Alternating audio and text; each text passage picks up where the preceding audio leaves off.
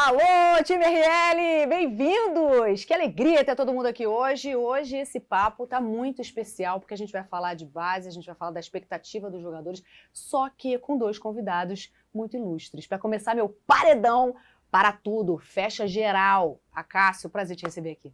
Obrigado pelo convite, Vanessa, participar contigo dessa resenha, ao lado de pessoas importantes, né? Uns já fizeram parte da minha vida no meio do futebol. Ó, que Depois legal! Tá vendo? Então, meu outro convidado fez parte dos anos de ouro do Vasco, também foi companheiro do Acácio, em outro momento da história do Vasco, Luizinho Quintanilha. Prazer ter você aqui, meu amigo. Prazer é todo meu, Vanessa. Muito obrigado pelo convite, né? Até que enfim chegou. Não começa a valorizar, não. Mas chegou, né? Demorou, mas chegou. Vai tudo a ver. Porque eu vou acompanhando também os programas, né?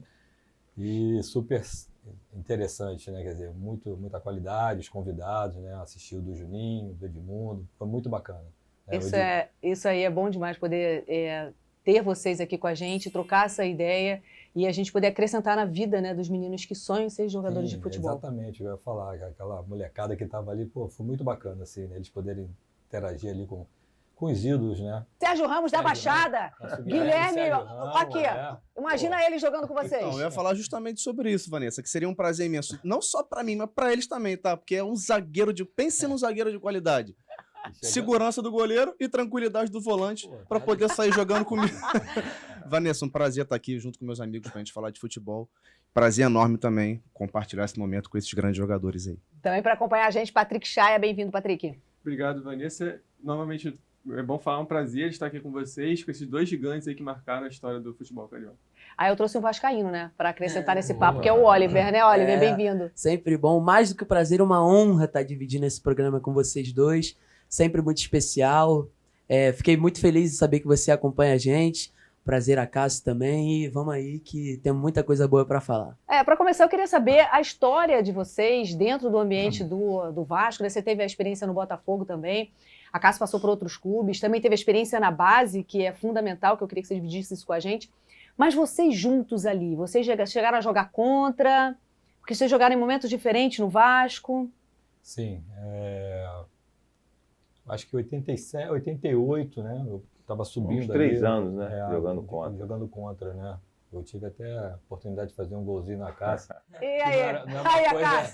Complicou. Nada fácil fazer Mas um gol na olha, eu pensei que vocês iam fazer essa pergunta, Luizinho. Você fez gol no Acácio, mas essa pergunta é de praxe. Quem não fez, infelizmente, é o que o goleiro tem que sobreviver. Mas a gente não conseguia fazer nem treino, quando às vezes que geralmente o titular treinava no gol oposto, né? Nos coletivos. Mas era muito difícil, né? Como sempre foi. Mas foi um jogo que foi 4-3, Vasco, né? O Vasco saiu vencendo por 4-0. Aí ao apagar das luzes lá, eu apareci na área e dei uma bomba. Falei, vou chutar com tudo aqui para ver se consigo passar. E aí dei sorte ali, né? A vitória foi do Vasco. Hoje vocês são grandes amigos, claro, mas como é que era essa rivalidade de vocês dentro de campo? Como vocês se entendiam quando tinham clássico, quando jogavam contra? Olha, na nossa época, principalmente na década de 90, 80, 90, a rivalidade era muito menor. Tá? Havia muita relação de amizade entre os atletas. E hoje, por exemplo, é difícil você falar um atleta falar uma coisa e o outro já acha que está falando pejorativamente. Provocando. Né? Provocando. Tinha até matérias, eu, por exemplo, ir com um centroavante da outra equipe e brincar, até para chamar público. E aí era muito aceitável isso. Hoje havia mais respeito, né, Acácio? Acho que havia muito mais talvez com as redes sociais tenha ficado mais exacerbado um pouco, né? Sim, eu acho assim, foi o que o Acácio falou, acho que tinha um respeito maior entre os atletas, nesse sentido. Eu não sei se hoje não existe, né? Eu acho até que, de repente, eles se respeitam, mas você percebe, às vezes, dentro do campo ali, e mesmo com o VAR, existe uma animosidade assim, grande, né, entre um ou outro ali, de repente o cara que é artilheiro, o defensor, um Sérgio Ramos chegando junto ali. A gente tinha esse respeito porque a gente tinha admiração também pelo adversário, né? Eu joguei no setor de campo, que você tinha uma função não só de estar participando da construção das jogadas, mas também da marcação, uma marcação forte. Mas eu tenho época de Vasco e Botafogo, pô, o Bismarck, eu tinha que estar marcando sempre o Bismarck. Eu falei, cara, chato, porque o cara joga demais, entendeu? É difícil, realmente. E ele também, ele fala, pô, vou enfrentar aquele baixinho lá que também É invocado. é invocado, né? Quando eu, até conversando com ele, não tem muito tempo, ele, pô, quando eu soube que você tinha possibilidade de vir para o Vasco, contrata logo. Melhor estar jogando logo. com a gente do que Vamos contra. trazer ele para aqui, para o nosso time. Isso né? é muito bom, gente. O futebol mudou muito, como a gente destacou aqui. E com o futebol mudando, as posições também mudam muito. Não as posições, mas as funções que essa posição desempenha. Você foi um grande volante e hoje em dia a gente está acompanhando aí no Brasil uma nova safra de volantes. João Gomes, Danilo, Andrei, todos esses caras que surgiram agora e já foram vendidos para a Europa muito cedo. E eu queria saber para você como é que você viu essa mudança da função que um volante desempenha dentro de campo e quais características que um volante hoje em dia tem que ser para ser um grande jogador. Bom, eu acho que ele cada vez mais ele tem que ter uma técnica mais apurada, né?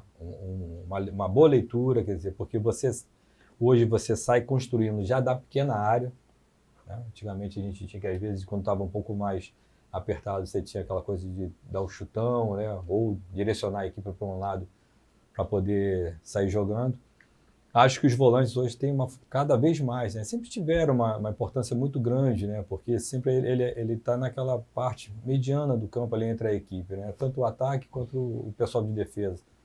Então eu vejo que tem que ter muita técnica, tem que ter essa inteligência na marcação, essa composição. Hoje você faz 2 linhas de 4, às vezes você faz o 4-1, 4-1, quer dizer, você bota esse volante entre essas 2 linhas, né, para optar por um atacante ou um meio atacante a mais na equipe. Então tem essas funções, né? Acho que foi dado ao atleta, né, de uma certa maneira, mais funções, mais entendimento do jogo. Acho que quanto mais ele tiver essa leitura, tiver o entendimento, tiver uma participação, né, na construção, inclusive, do método de treinamentos, né, que isso vem da comissão, mas ele pode, de repente, conversar, até levando informações do jogo. Olha, a gente encontrou dificuldade pelo aquele setor ali, porque a equipe, né, adversária é mais forte ali, está trazendo prejuízo para a gente, e vice-versa, a gente tem mais facilidade. Então, essas informações passadas para a comissão técnica, com toda a tecnologia que eu acho que existe hoje, eu acho que isso ajuda bastante. Mas, voltando assim, né, a sua pergunta, eu acho que essa apuração técnica, né, do cara ter esse controle justamente naquela posição ali onde você começa essa construção. A construção hoje meio que se dá até pelos zagueiros já, né? Na verdade, ela já sai com o goleiro, né? O goleiro hoje você não tem mais 4-4-2, 1-4-4-3, quer dizer, até a nomenclatura mudou, né? Só vou Quer dizer, dar a uma maneira complementada de assim, em relação a essa posição, que o Luizinho fazia a realidade, fazia muito bem. Eu acho que até facilitou um pouco mais para esse jogador desse setor. Pela construção, pela mudança do futebol, né? O goleiro e o zagueiro saírem jogando. A forma tática de ser jogada anteriormente, que normalmente os clubes jogavam no 4-3-3, tá? Então, só tinha um jogador nessa posição de marcação, que era o volante, que tinha que cobrir os laterais, sair para as construções de jogadas. Hoje, normalmente, o futebol passou 4-5-1, um 4-2-4. Então, e hoje você joga praticamente com 2 volantes. O primeiro volante, normalmente, e o segundo volante. Anteriormente era um só, para construir e para ajudar na marcação. O próprio Vasco tem a opção hoje, né, com o retorno aí do Andrei, Do Andrei. e você atuar vamos dizer, com 3 volantes, mas que saem muito para o jogo. Esses volantes, eles passaram a ter uma liberdade, né, de você estar próximo à construção de jogada no campo de ataque e com certeza ainda pisando na área, né? Quer dizer, chegando para definir. O Andrei tem essa característica, o Jair tem essa característica. Você tem um pouco mais ali, de repente, o Rodrigo um pouco mais fixo, né? Para que você dê um pouco mais de liberdade. Mas se você colocar o Marlon aí, você praticamente tem 3 volantes, mas os 3 chegam. Aí é maneira de estratégia de jogo, de você coordenar esses movimentos, né? Como você pode infiltrar-se em posse de bola para poder surpreender. O Luizinho falou do Andrei e eu queria realmente trazer esse assunto porque o futebol mudou, como vocês estavam falando, e as estratégias de carreira dos jogadores também mudaram. Aqui no RL a gente fala bastante, né, da base, e eu queria saber a opinião de vocês sobre o caso do Andrei, né, que o Andrei foi muito cedo para a Europa e terminou tendo que voltar muito rápido para o Brasil por conta de um problema do visto de trabalho dele na Europa. Eu queria saber o que vocês acham dessa estratégia de carreira de ir muito cedo. Bom, eu vejo da seguinte maneira, né? Primeiro, a necessidade do clube, né? Em termos de negócio empresarial. Eu acho que assim o Andrei, e era uma aposta que eu fazia no final do ano passado, assim, que eu gostaria de ver o Vasco se projetando para 2 anos. Projetando no sentido de chegar a uma Libertadores e disputar o Mundial. Disputar para ganhar, né? É uma coisa que está... Né? A gente ficou com aquele gostinho da conquista, né? A gente sempre foi um clube vencedor. Então, vamos tentar segurar o Andrei, né? Vamos fazer um investimento de trazer o Felipe Coutinho, né? O Alex Teixeira já retornou, são jogadores oriundos do Vasco, que tem uma identificação muito forte. Allan Kardec. Vamos tentar fechar esse núcleo ali e fazer uma equipe forte realmente para disputar em 2 anos bater nessas metas.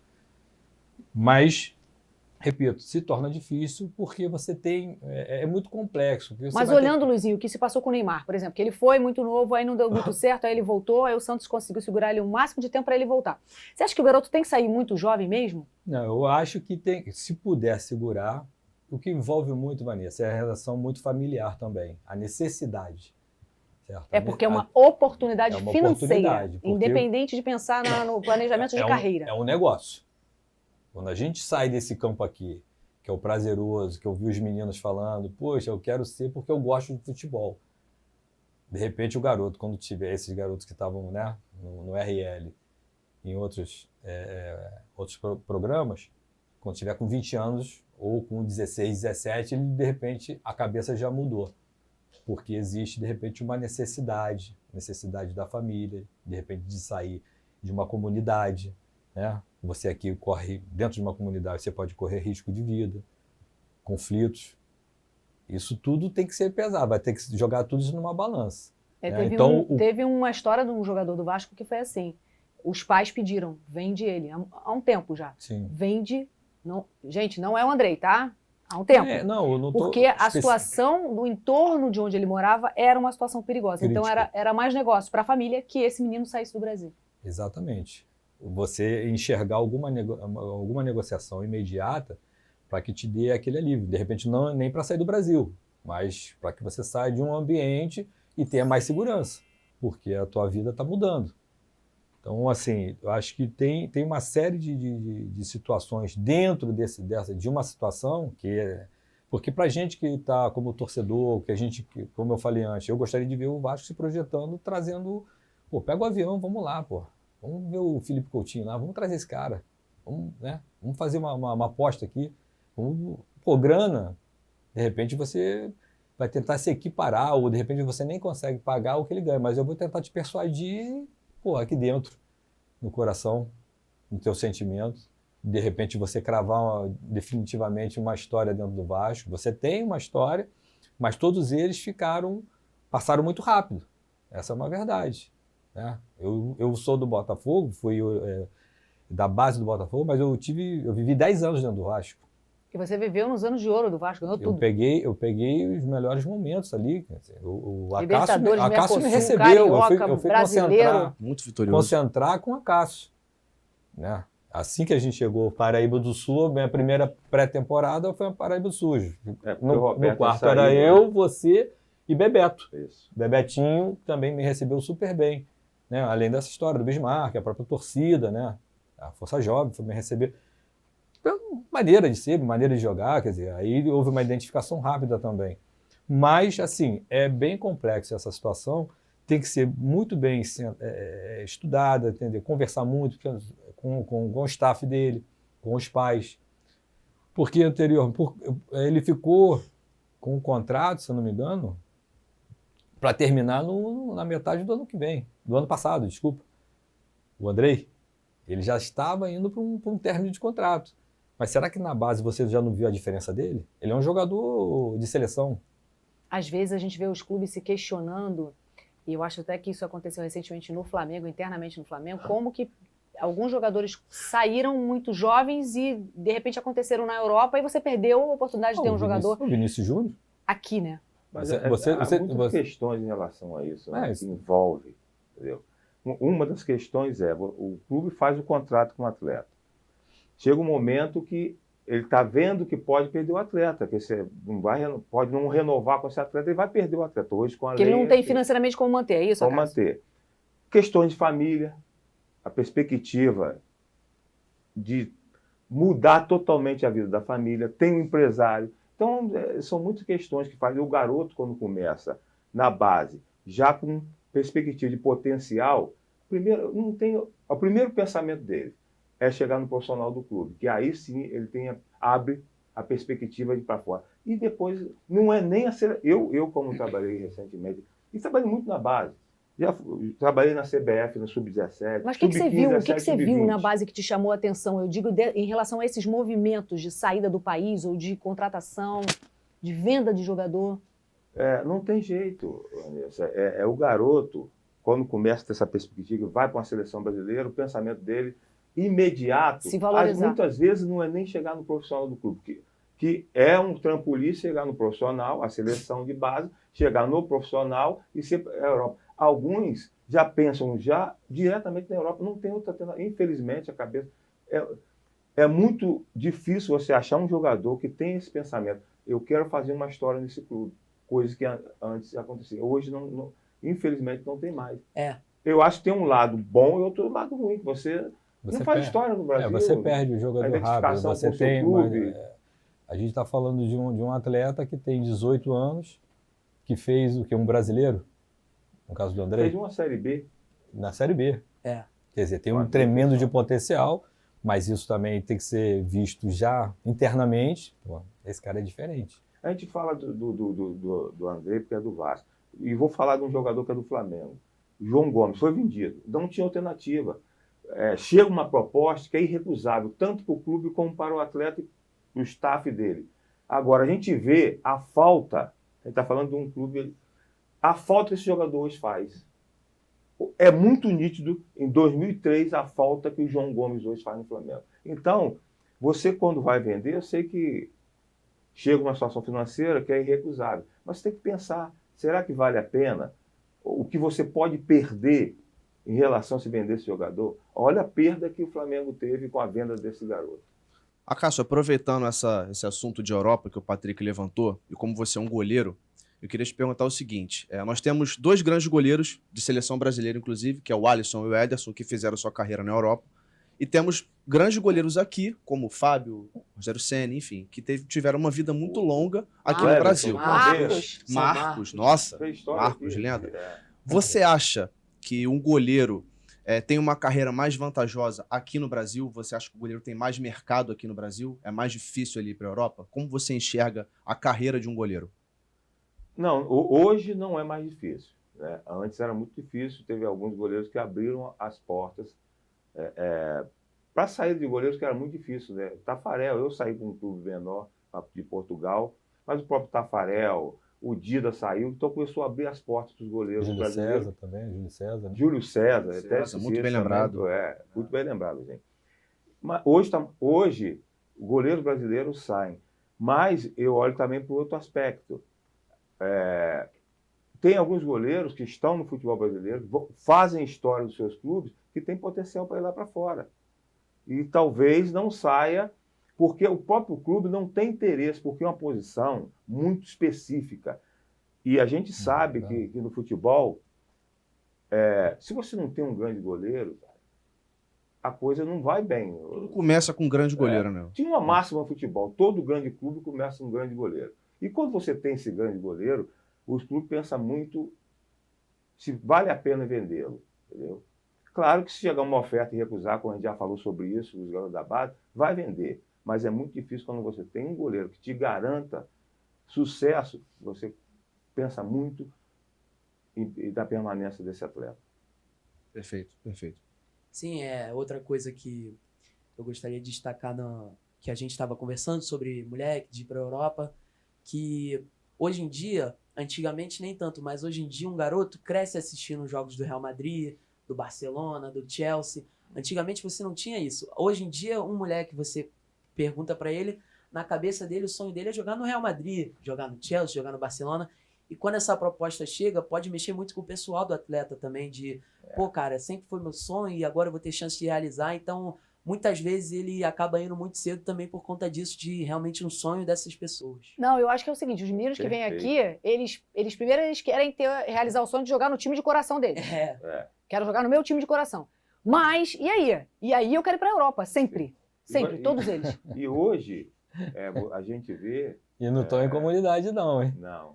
Você vê, tem uma estrutura familiar. Eu acho até que deu com muita base. Eu acho que deu uma diminuída em relação ao que eu vou falar. Mas há uns, vamos dizer assim, 3 anos atrás, por aí, a gente via mais garotos com camisa de clube da Europa do que clube brasileiro. Me parece, eu tenho percebido que deu uma diminuída em relação a isso.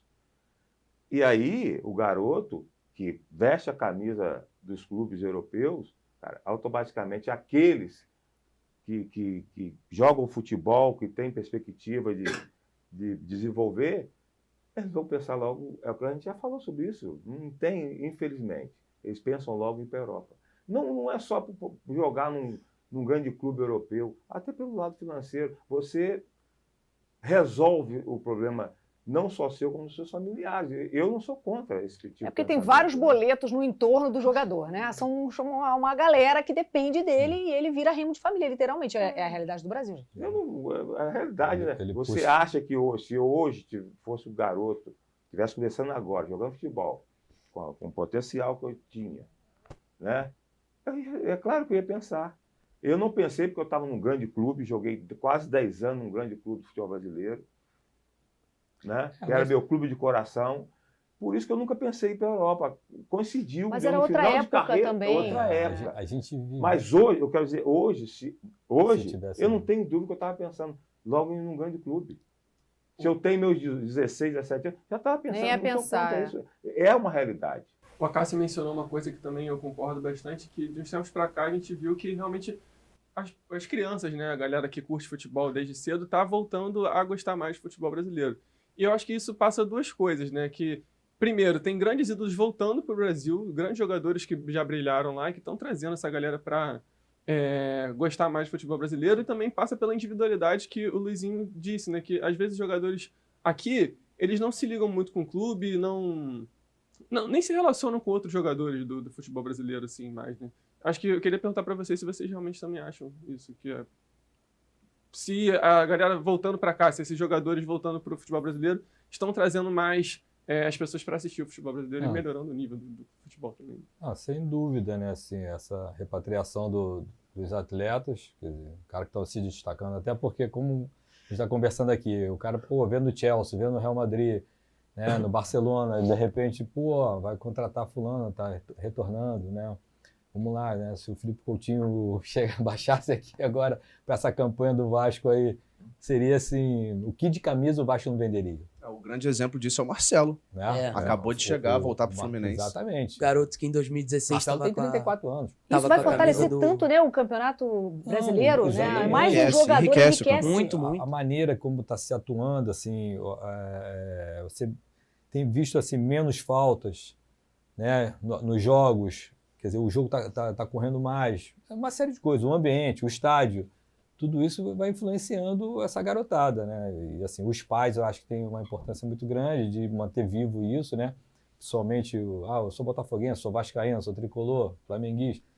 Cada qual no seu, incentivando ali, mesmo que o time não esteja bem, mas conta a história do clube, olha só, daqui a pouco, né, nós vamos nos fortalecer, vai mudar, né? Porque o garoto também não quer pegar uma geração só de derrota, né? O cara que de repente quer mudar de time. Assim, não só o brasileiro voltando a jogar no Brasil. mas jogadores de fora também, Europa. sim. A gente tem um Suárez. exemplo aí do Suárez. Ia falar dele agora, que tá no Suárez, Grêmio. Isso também o chama... Vidal no Flamengo aí, Vidal, que é um cara pronto. que Vidal. né, Eu acho teve que- no Bahia, teve na O Internacional seleção. tá sondando um cara que teve um destaque na Copa do Mundo, que é o Ener Valencia, lá do, Muito bem lembrado. O do futebol brasileiro está Equador. valorizando muito, sabe? Eu acho que a parte financeira e tal está crescendo, né? Você vê que tem jogadores do futebol sul-americano que preferem vir jogar no Brasil do que jogar no país deles. Você vê que se a gente for analisar, não só os clubes do Rio, os clubes do futebol brasileiro têm muitos jogadores sul-americanos que preferem vir para o Realmente. Brasil. Então, isso, e repatriando Sim. muitos jogadores brasileiros que estão voltando, acho que isso faz com que o futebol brasileiro cresça, a valorização, entendeu? E particularmente, eu acho que esse campeonato brasileiro vai ser um dos Isso que eu melhores ia dos falar. últimos anos. O pra mim. nível do Campeonato Brasileiro está aumentando. Você vê o Campeonato Brasileiro, a sequência que seu time vai enfrentar é pedrada atrás de pedrada. Você não pode dar mole, você tem que estar sempre ligado, sempre entrando em campo com a maior disposição, porque agora realmente o bicho vai pegar. E muitos jovens nos clubes também. Entendeu? Essa mescla está sendo importante de jogadores. Revelação, Reve- né, cara? alguns Estão revelando jogadores, mesmo. A mescla de jogadores mais experientes, É, e bons cada jogadores, vez com mais- garotos. A maioria dos clubes estão. E eu sempre pensei dessa forma. É a sobrevivência dos clubes. Entendeu? Cada vez mais exigindo do mental dos garotos Investir também. também lá na base, investir na base, é isso que lá atrás não pensavam muito nisso, né? Era contratar, era formar grandes times base do profissional, esquecia da base. Hoje está começando pensando de forma diferente, entendeu? Estão também investindo forte na base, porque sabe que a sobrevivência é de você tirar grandes jogadores lá da base. Vocês comentaram do nível do Campeonato Brasileiro desse ano, 2023. Todos os campeões brasileiros vão jogar esse ano, exceto o Guarani, que não está na Série A, né? Série Então, B. se os times não entrarem ligados, não entrarem 100% nos confrontos, Nós tivemos aí 3, né, subindo, né? Vasco, Cruzeiro e Grêmio. E o Bahia, O Bahia também, que vem como uma força do que já foi Nordeste. campeão brasileiro. Cruzeiro também. agora com Brasileiro. investimentos também. Então, assim, esse ano é um ano de cachorro São- grande, né? São 3 Eu acho que SAFs subindo. eu acho que esse ano o Campeonato Brasileiro vai estar muito fortalecido, não só pelos jogadores, mas por conta do retorno É. dos times. São 3 SAFs que estão subindo, o Bahia como o Grupo City, Cruzeiro com o Ronaldo e o Vasco com a 777. Também subiu o Grêmio, que quando foi rebaixado, acho que não estava numa situação financeira como os outros times foram rebaixados tão grave, então já subiu, já contratou o Luis Soares, contratou o Vina, que estava no Ceará, está contratando bem.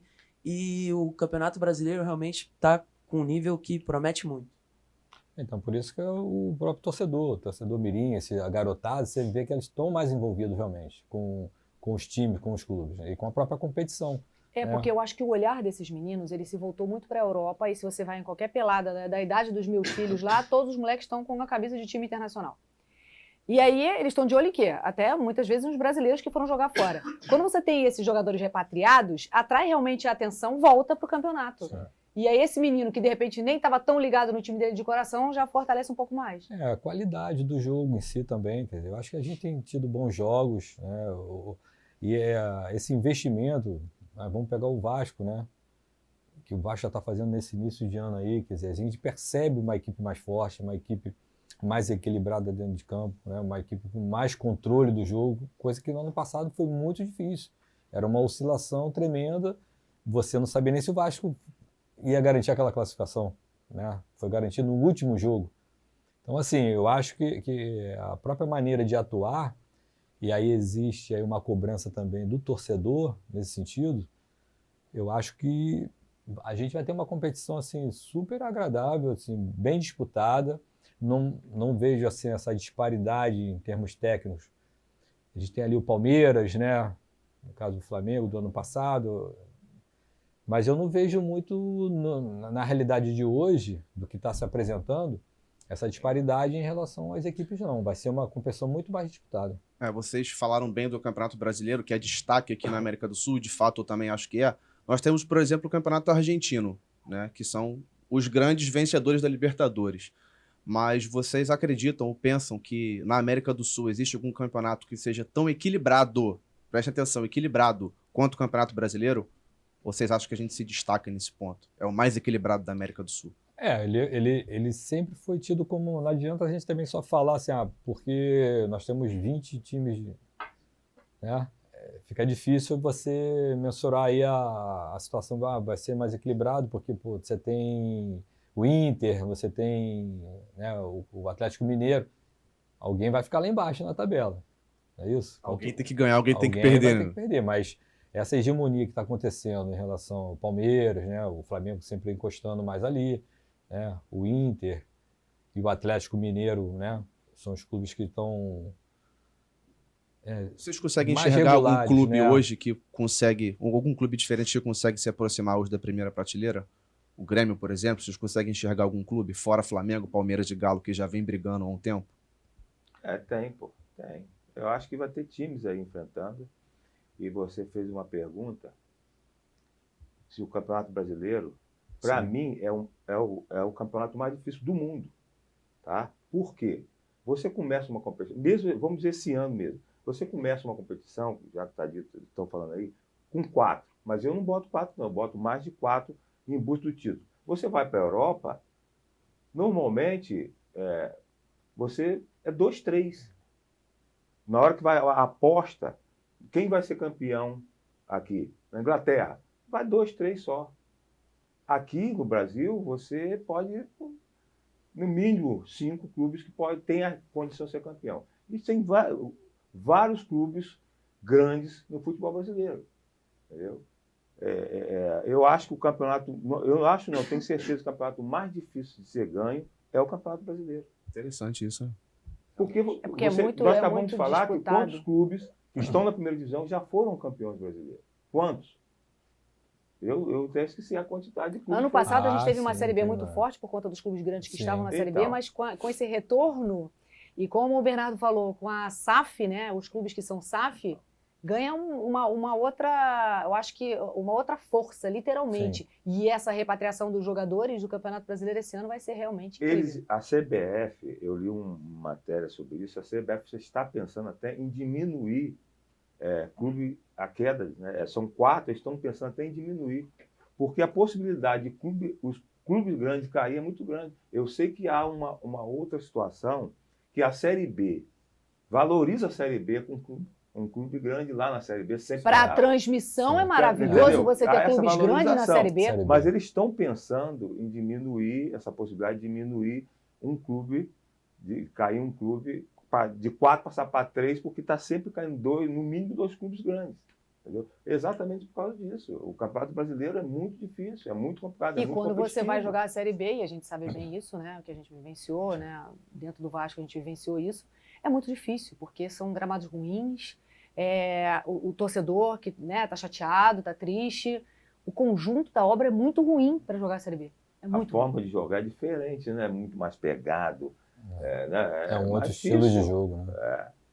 Tem muitos, por exemplo, tem muitos clubes do Nordeste, o calor, aí você daqui a pouco são viagens longas, né? Aí você sai Gramados do Nordeste, vai para o ruins. Sul. Quer dizer, a metodologia mesmo da competição é muito mais complicada do que a Série A.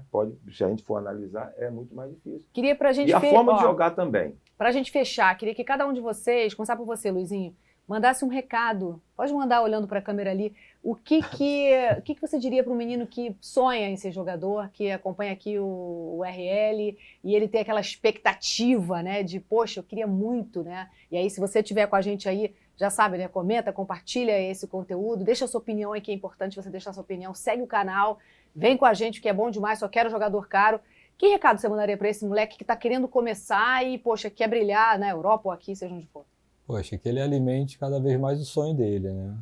Que tem ali às vezes uma conversa interna com a família, isso eu acho que é super importante, esse apoio familiar, mas esse sonho interno desse desejo de ter essa felicidade, né? Porque a gente teve o privilégio de exercer uma profissão dentro daquilo que a gente mais amava, né? Mais ama, que em relação às profissões é o futebol, você se envolver com o futebol. Você tem dificuldades, mas isso já é uma outra etapa, um pouco mais adiante. Mas nesse primeiro momento é você procurar o clube do seu coração, foi assim que eu fiz, a Cássio também, né? Eu fui procurar, na época eu sempre fui botafoguense. Não, falo isso abertamente, eu não tenho esse problema. De ir para arquibancada. Aí sofri muito com o Vasco. Porque o Vasco tinha aquelas... Aí você foi jogar no Vasco e ganhou tudo no Vasco. Não, a minha identificação com o Vasco foi tanta que eu me tornei, eu acho que, muito mais vascaíno do que botafoguense. Né? Até pela própria torcida. A torcida conduziu isso.